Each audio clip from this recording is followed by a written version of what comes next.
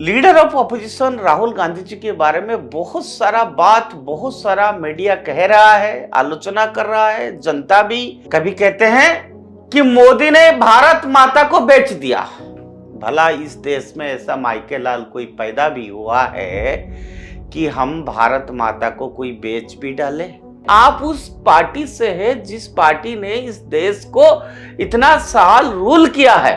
एक बहुत बड़ी लंबे एक्सपीरियंस है। बजट सेक्शन पे प्रेसिडेंशियल स्पीच का रिप्लाई दे रहे हैं तो आप मार्शल आर्ट के ऊपर बात करना शुरू कर देते हैं, कैसे ग्रिप लेना है। Sometimes it becomes a stand up comedy.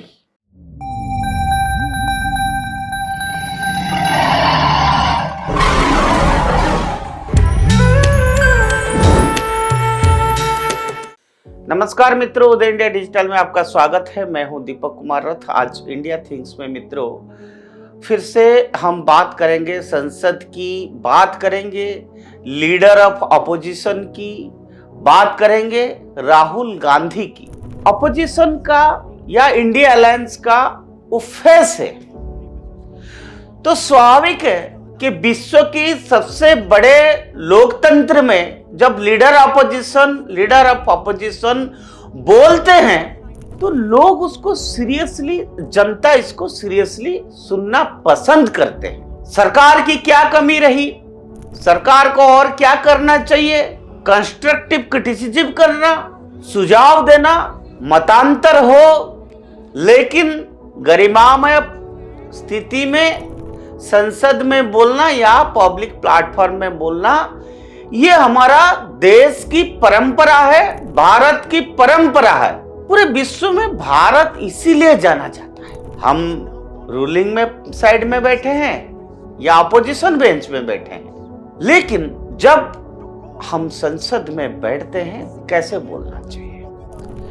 मित्रों, leader of opposition Rahul Gandhi ji के बारे में बहुत सारा मीडिया कह रहा है, आलोचना कर रहा है, जनता भी। और मैं आपको बता दूं, मैं कई यंगस्टर्स को पूछता हूं उनके ओपिनियन लेने के लिए कि आप राहुल गांधी जी के बारे में क्या सोचते हैं। वो जो बहस करते हैं या पब्लिक या मीडिया से बात करते हैं, जिस तरह से अपना बात रखते हैं, आपको क्या लगता है?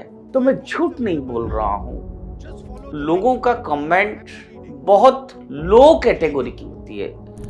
आपका उम्र 56 साल हो गई, मतलब 55 प्लस है, और आप व्यवहार करते हैं जैसे कि नौजवान है देश के। सोच जवान रखना चाहिए, युवा सोच होना चाहिए, लेकिन जिस तरह से स्टाइल में आप बोलते हैं, आपकी बॉडी लैंग्वेज, और आप बजट सेक्शन पे प्रेसिडेंशियल स्पीच का रिप्लाई दे रहे हैं तो आप मार्शल आर्ट के ऊपर बात करना शुरू कर देते हैं, कैसे ग्रिप लेना है।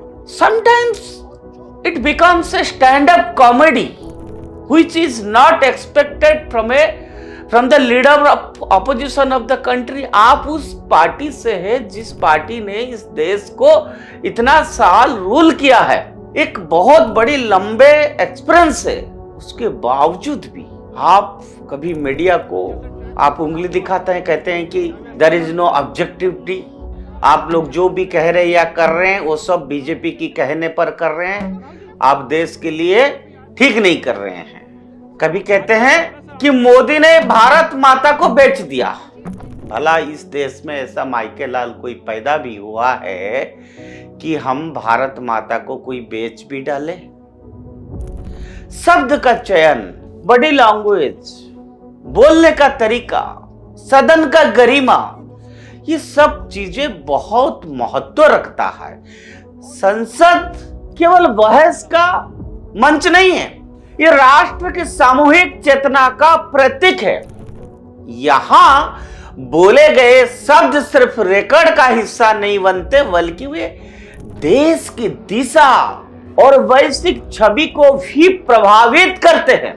विपक्ष के नेता राहुल गांधी ने पिछले कुछ समय में, जैसे मैंने बताया, इसकी जो गरिमा गिराई है, इसका तो कहना ही क्या है। आपने देखा, ऐसे में जब भारतीय जनता पार्टी के निशिकांत दुबे ने लोकसभा में राहुल गांधी के खिलाफ सब्स्टेंटिव मोशन पेश करने की बात की तो यह केवल एक राजनीतिक कदम नहीं था, बल्कि संसदीय गरिमा और राष्ट्रीय हितों की रक्षा का प्रयास माना जा सकता है। मित्रों, सवाल यह है कि आखिर इस कदम की आवश्यकता क्यों पड़ी, क्यों, क्या वजह रहा? और पिछले कुछ वर्षों में राहुल गांधी की राजनीतिक शैली पर लगातार सवाल उठते रहे हैं। उनके भाषण, बयानों में अक्सर ऐसे बातें सामने आई है जिसे तथ्यों से परे है। भ्रामक या राष्ट्रीय संस्थाओं की साख को कमजोर करने वाला कहना अतिशयोक्ति नहीं होगी अगर कहेंगे ये बात हम संसद के भीतर हो या विदेश की धरती पर। हजार बार हम बोल चुके हैं, अनेक वक्तव्यों ने कई बार राजनीतिक विमर्श को टकरावपूर्ण तो बताया, साथ एलओपी के पोस्ट की गरिमा का भी गिराया। मित्रों, कुछ पॉलिटिकल पंडित्स ने मुझे कहा कि वो हेडलाइंस ग्राफ करने के लिए, मीडिया में रहने के लिए ये सब चीज कर रहे हैं, ये उनकी स्ट्रैटेजी है। तो भगवान जाने, ऐसे स्ट्रैटेजी अगर इतनी बड़ी पार्टी के लीडर की है तो राहुल जी जाने और भगवान जाने। मित्रों, जब एक वरिष्ठ सांसद बार बार ऐसे आरोप लगाते हैं जिनका ठोस प्रमाण सार्वजनिक रूप से प्रस्तुत नहीं किया जाता, तो यह केवल सरकार पर हमला नहीं होता है, बल्कि लोकतांत्रिक संस्थाओं की विश्वसनीयता पर भी प्रश्न चिन्ह लगाता है। मैंने कहा मतांतर हो, लंबे समय तक जब कांग्रेस की सरकार चलता था, पंडित अटल बिहारी वाजपेयी जो लीडर ऑफ अपोजिशन थे, कई बार उन्होंने सरकार के साथ दिया। जब देश की बात आता था तो पंडित अटल बिहारी वाजपेयी ने हमेशा सरकार के साथ दिया, इंदिरा गांधी जी के साथ कई बार साथ दिया। और कभी कभी तो हमको लगता है कि अगर राहुल जी को अटल बिहारी वाजपेयी जी का अपोजिशन रोल इतना लंबे समय तक कैसा रहा, रूलिंग पार्टी से कैसे हैंडल करते थे, संसद की गरिमा पंडित अटल बिहारी वाजपेयी किस तरह से संभालते थे, अवश्य सीखना चाहिए। बड़े बुजुर्गों से हम भी सीखते हैं, आप भी सीखिए, क्योंकि देश आपसे अपेक्षा कर रहा है एक कंस्ट्रक्टिव अपोजिशन रोल की। तो सब्स्टेंटिव मोशन जो कोई साधारण प्रक्रिया नहीं है, यह एक गंभीर संसदीय औजार है जिसका उपयोग तब किया जाता है जब किसी सदस्य के आचरण को सदन की मर्यादा के प्रतिकूल माना जाए। करेक्ट, इसमें कोई शक नहीं है कि राहुल गांधी के हालिया वक्तव्यों और व्यवहार ने इस सीमा को पार कर दिया है। बार बार ऐसे नैरेटिव गढ़ते हैं जो भारत की छवि को अंतर्राष्ट्रीय मंचों पर नुकसान पहुंचाते हैं और देश की लोकतांत्रिक संस्थाओं को कमजोर दर्शाते हैं। ये बात हम भी कई बार कह चुके हैं, हर कोई कह चुका है। अपोजिशन जरूरी है, भारत को एक स्ट्रांग अपोजिशन लीडर का भी जरूरी है, दल का भी जरूरी है। Opposition politics should be sharp, but at the same time opposition should behave responsibly. सरकार की आलोचना लोकतंत्र की आत्मा है, लेकिन अगर आलोचना तथ्यों से परे जाकर सनसनीखेज आरोपों का रूप ले ले तो यह कंस्ट्रक्टिव अपोजिशन नहीं रह जाती, नैरेटिव हो जाता है। राहुल गांधी का अप्रोच अक्सर कन्फ्रंटेशन ओवर क्लैरिटी पर आधारित है। इससे संसद में संवाद की जगह टकराव बढ़ाया और राजनीतिक विमर्श का स्तर गिरा है। मैंने जैसे कहा, हो सकता है ये इनकी स्ट्रैटेजी, कई लोग बोलते ये उनकी स्ट्रैटेजी है। यह भी सच है कि भारत जैसे विशाल लोकतंत्र में विपक्ष की भूमिका अत्यंत महत्वपूर्ण होती है। एक मजबूत विपक्ष सरकार को जवाबदेही बनाता है।